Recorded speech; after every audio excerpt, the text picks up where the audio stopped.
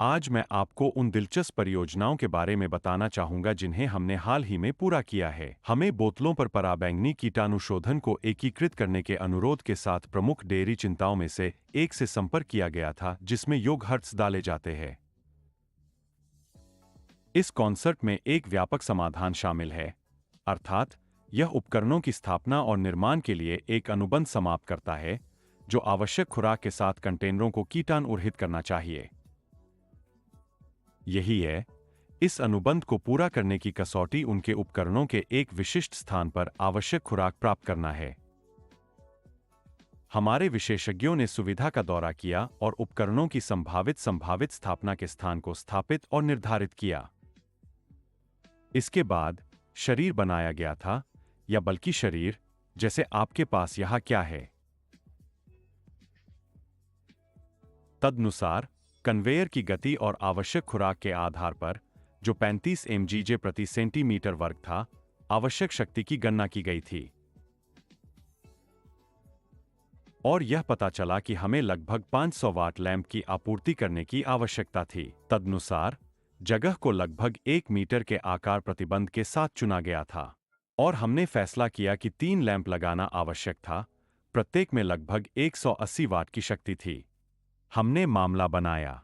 इसकी स्थापना पर निर्णय लिया गया। इसकी स्थापना के लिए गाइड बनाए गए हैं। एक स्टेनलेस स्टील कैबिनेट को इकट्ठा किया गया था।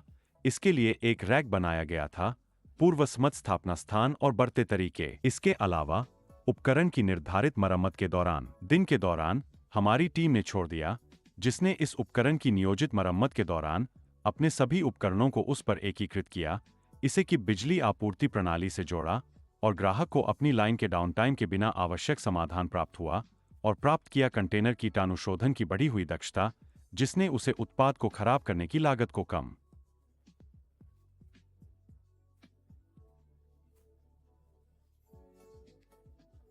यही है, कंटेनर पहले से ही बैक्टीरिया मुक्त था, जिसने उत्पाद को लंबी अवधि के लिए संरक्षित करने की अनुमति दी। इस परियोजना के बारे में क्या कहा जा सकता है? सबसे पहले, हम यह सुनिश्चित करते हैं कि जब हम खाद्य उत्पादन के लिए एक विशेष एंटी शैटर डिजाइन में लैंप लगाते हैं। दूसरे, यह संकेत देने पर एक निर्णय आवश्यक रूप से किया जाता है कि उनके लैंप टूटने की स्थिति में काम नहीं कर रहे हैं। तदनुसार, यदि कोई संकेत है कि उपकरण कि उनका दीपक बंद हो गया है, तो कन्वेयर लाइन बंद हो जाती है। और तीसरा, लैंप स्विचिंग सिस्टम को इस तरह से डिजाइन किया गया था कि कन्वेयर ऑफ लैंप को चालू करने के कुछ मिनट बाद ही चालू हो जाएगा, जब वे शुरू करेंगे, जब वे आवश्यक विकिरण तीव्रता तक पहुंच जाएंगे और उस पर चलने वाले कंटेनरों को प्रभावी ढंग से कीटाणुरहित करेंगे। यह समाधान, जैसा कि मैंने कहा, टर्नकी था, और यह बहुत सस्ता नहीं है। हम आपको अपने दम पर ऐसे निर्णय लेने में मदद कर सकते हैं, अर्थात आप हमें सभी आवश्यक जानकारी भेजते हैं, और हम आवश्यक खुराक की गणना करते हैं, आपके अनुरूप लैंप का चयन करते हैं, और यदि आवश्यक हो तो हम बाड़ों का निर्माण भी कर सकते हैं, जिन्हें आप एकीकृत कर सकते हैं अपने उपकरणों पर। इसके अलावा, हमें यह नहीं भूलना चाहिए कि पराबैंगनी विकिरण मनुष्यों के लिए हानिकारक है, और चमकते लैंप को नहीं करना चाहिए।